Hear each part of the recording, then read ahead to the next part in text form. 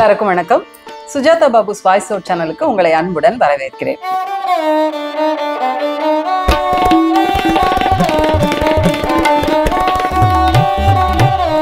ஜூலை மாதம் 19ஆம் தேதி 2025 வருஷம் எங்களோட சஷ்டியப்த பூர்த்திங்க. சஷ்டியப்த பூர்த்தி அப்படின்னா சாருக்கு 60 வயசு ஆச்சு. 60 வயசு முடிஞ்ச பிறகு அந்த 61வது வயசுக்குள்ள ஒரு பூஜை மாதிரி பண்ணுவாங்க. சில வீட்டில் இந்த மாதிரி சம்பிரதாயம் இருக்கும். எங்கள் வீட்டில் வந்து சஷ்டியப்த பூர்த்தி பண்ணிக்கணும்னு நாங்கள் முடிவு பண்ணோம்.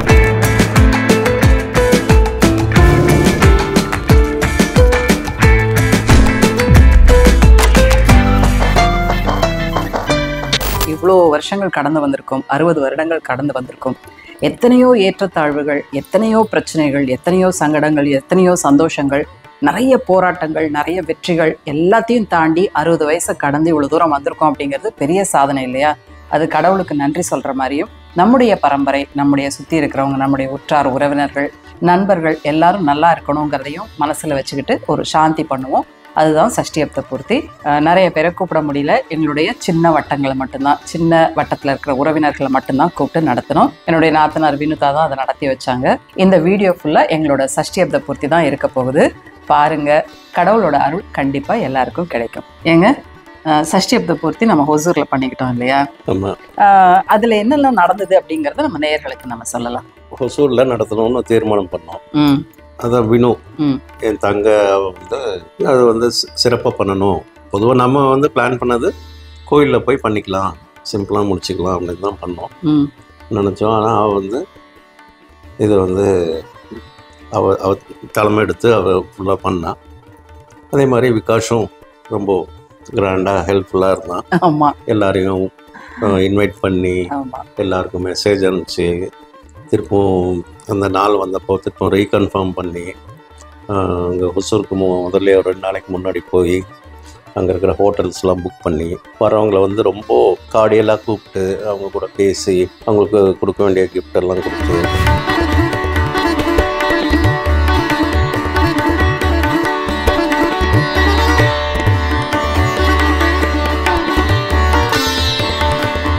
இந்த மாதிரி விஷயங்கள்லாம் கூட நம்முடைய அடுத்த ஜெனரேஷன் வந்து எப்படி அவங்கள நம்ம வழி நடத்தணுங்கிறதுக்கு உண்டான ஒரு வீடியோவில் பார்த்தா தெரியும். அவனுடைய ஆக்டிவிட்டி, அவன் பாட்டு பாடினது, பூஜைக்கு நடுவில் அவங்களுக்கு தேவையான அந்த இதெல்லாம் எடுத்துகிட்டு வந்து கொண்டு வந்து கொடுத்தது. கான்ட்ராக்டுன்ற ஒரு முறையை நாங்கள் இது பண்ணல. வெறும் உணவு உபசரிப்புக்கு மாத்திரம் இது பண்ணியிருந்தாங்க, கூப்பிட்டுருந்தோம். மற்றபடி செஞ்சதெல்லாம் வந்து ஃப்ரெண்ட்ஸ் அண்ட் ரிலேட்டிவ்ஸ் சேர்ந்து செஞ்சதில் இது ஒரு வித்தியாசமாக இருந்தது. கான்ட்ராக்ட் கொடுத்துட்டு நம்ம பாட்ட ஒரு ஓரமாக ஒரு மூலையில் ஒன்றுமே தெரியாமல் அப்படியே உட்காந்துட்டு திரும்பியும் வர்றதை விட இது வந்து ஒரு வித்தியாசமாக இருந்தது. எல்லாரும் இன்வால்மெண்ட்டும் இருந்தது, எல்லாருடைய பார்ட்டிசிபேஷன் இருந்தது. அதை இந்த வீடியோவில் நீங்கள் பார்த்தா தெரியும். கான்ட்ராக்ட் கொடுக்கறது வந்து கொஞ்சம் பெரிய க்ரௌடு இருந்தால் கொடுத்துருக்கலாம். பட் நம்மளால் உடல் உழைப்புங்கிறது ரொம்ப கஷ்டம்தான் இல்லையா? பட் சின்ன ஒரு க்ரௌடு அப்படிங்கிறதுனால நாங்களே எல்லாத்தையும் எடுத்து செஞ்சோம். அதே மாதிரி எங்களுக்கு பூஜை செஞ்சு கொடுத்த ஆச்சாரியர்களும் சரி, குருமார்களும் சரி ரொம்ப நல்லா பண்ணி கொடுத்துருந்தாங்க. ஃபஸ்ட்டு வந்து என்ன பண்ணாங்க அப்படின்னா, நிறைய கலச சொம்புகள், கிட்டத்தட்ட ஒரு 60 கலச சொம்புகள்.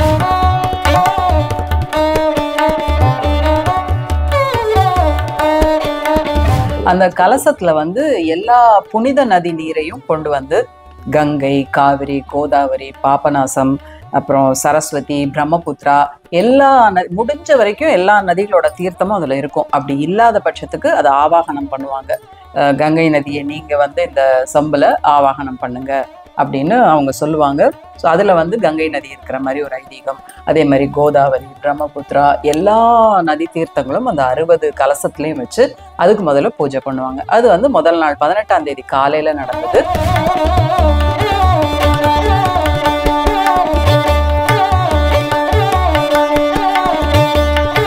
அப்போ வந்து எங்களுடைய ட்ரெடிஷ்னல் ட்ரெஸ்ஸான கச்சை தான் போட்டிருந்தோம். நானும் சாரும், என்னோட பையனும் வந்து கச்சை தான் உடுத்தியிருந்தான்.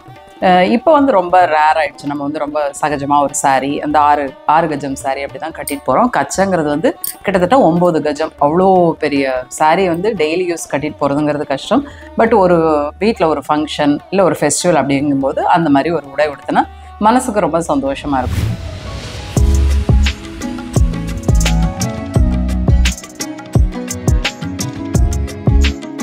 அழகான அந்த கோலம் போட்டு, அந்த கோலத்துக்கு உண்டான ஏன் அந்த கோலம்லாம் போட்டிருக்காங்க, ஏன் இவ்வளோ பூஜைகள் செய்கிறாங்க அப்படிங்கிறத வந்து ஈவினிங்காக ஆச்சாரியார் வந்து எங்களுக்கு சொன்னாங்க. இந்த மாதிரியெல்லாம் தான் கோலம் போடுவோம், இதுக்கு இதுதான் வழிமுறை அப்படிங்கிறதெல்லாம் அவர் வந்து எங்களுக்கு ஒரு ஸ்பீச் கொடுத்தாரு. அதையும் நாங்கள் கேட்டோம். ஸோ அந்த நாள் ஃபுல்லாக இப்படி தான் போச்சு. அப்போவே வந்து ஃப்ரெண்ட்ஸ் எல்லாம் வர ஆரம்பிச்சிட்டாங்க, ரிலேட்டிவ்ஸ்லாம் வர ஆரம்பிச்சிட்டாங்க. ரொம்ப சந்தோஷமாக இருந்தது. 18ஆம் தேதி இப்படி இந்த பூஜை வழிகளோட கடந்தது.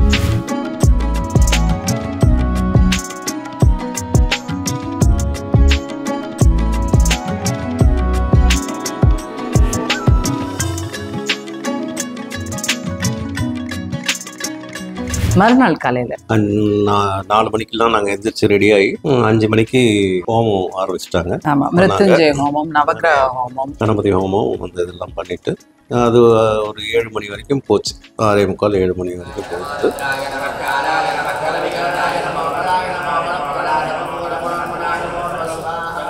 எங்களை வந்து அபிஷேகத்துக்கு அழைச்சிட்டு போனாங்க. அந்த கலசத்தில் இருந்த புண்ணிய நீர்கள் அதெல்லாம் எடுத்துகிட்டு வந்து சின்னவங்க வந்து ஜல்லடை, அது சாஸ்திர அப்படின்வாங்க, அதை வந்து பிடிச்சிட்டு இருந்தாங்க. பெரியவர்கள் ஆசீர்வாதம் பண்ணாங்க, அபிஷேகம் பண்ணி எங்களை வந்து புண்ணிய நீரில் வச்சு அபிஷேகம் பண்ணாங்க.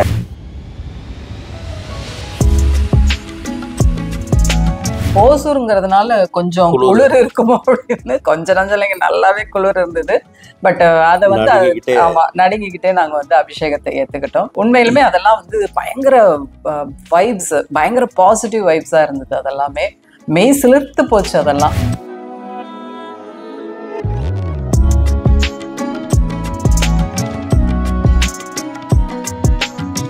அந்த அபிஷேகம்லாம் முடிஞ்சது. அதுக்கப்புறம் போய் நாங்கள் ட்ரெஸ் சேஞ்ச் பண்ணிட்டு வந்தோம். அதுக்கப்புறம் மாங்கல்ய தாரணம்.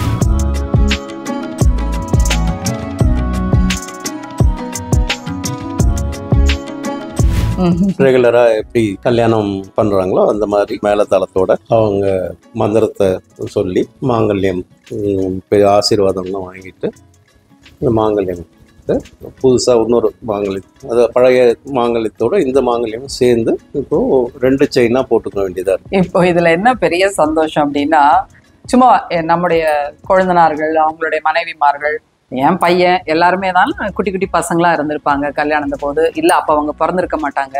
நாங்கள் உங்கள் கல்யாணத்தை பார்க்கல, அதனால தான் இன்னைக்கு இந்த தடவை இன்னொரு தடவை கல்யாணம் பண்ணிக்கிட்டீங்க அப்படின்னு சொல்லிட்டு பயங்கர கேலியெல்லாம் பண்ணிட்டு இருந்தாங்க. என் பையன் பக்கத்தில் நின்றுட்டு இருந்தான். எங்களுடைய வந்து கல்யாணம் 1990 நடந்தது. அப்போ வந்து கண்ணு 18 வயசு தான் எனக்கு, சாருக்கு வந்து 26 வயசு. அப்போ கண்ணு நிறைஞ்சுதான் இருந்தது எனக்கு. இவ்வளோ சின்ன வயசு கல்யாணம் பண்ணிட்டு நம்ம போறோங்கிற ஒரு பயங்கரமான பாரத்தோட இருந்தது. கிட்டத்தட்ட ஒரு 35 வருஷம் டிராவல் பண்ணி வந்தாச்சு 2 பேருமே. இந்த 35 வருஷங்கள்ங்கிறது பெரிய ஜேர்னி. 2 பேரும் 35 வருஷத்தை கடந்து இப்போ சாரோட 60வது வயசுல இந்த 60வது கல்யாணம் பண்ணிக்கிறோம். அந்த தாலி கட்டும் போதும் எனக்கு கண்ணு நிறைஞ்சுதாங்க போச்சு. என் பையன் பக்கத்துல இருந்தா ரொம்ப சந்தோஷமாவும் இருந்தது. இவ்வளோ பெரிய ஜேர்னி பண்ணியிருக்கோமேங்கிற ஒரு சந்தோஷத்தோட ஆனந்த கண்ணீரும் எனக்கு நிறைஞ்சிருந்ததுங்க.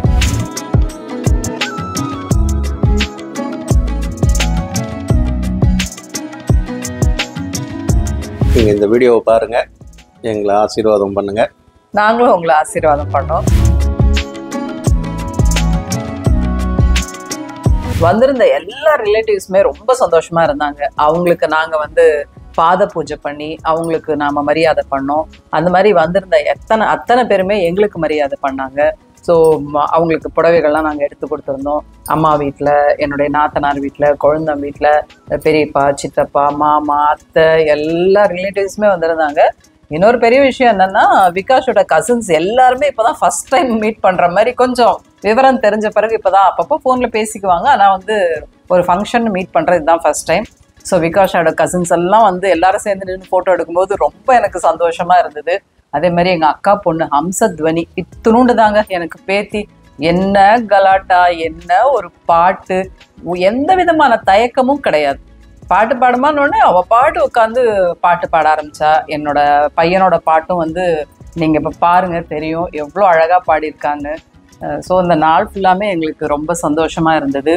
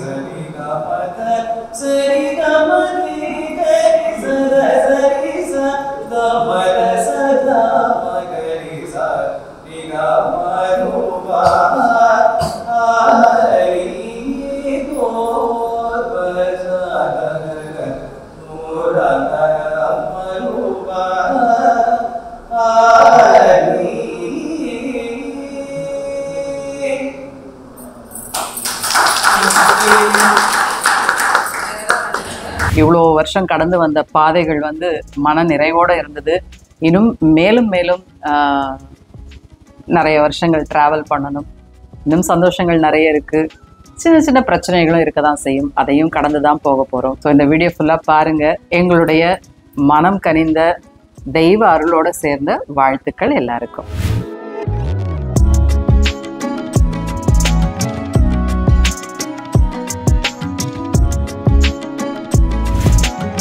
என்ன நேயர்களே, இந்த வீடியோ ஃபுல்லாக பார்த்து என்ஜாய் பண்ணியிருப்பீங்கன்னு நினைக்கிறேன். மீண்டும் மற்றும் ஒரு வீடியோவில் சந்திக்கிறேன். அதுவரை உங்களிடமிருந்து விடைபெறுவது சுஜாதா பாபு. பாபு ரவி.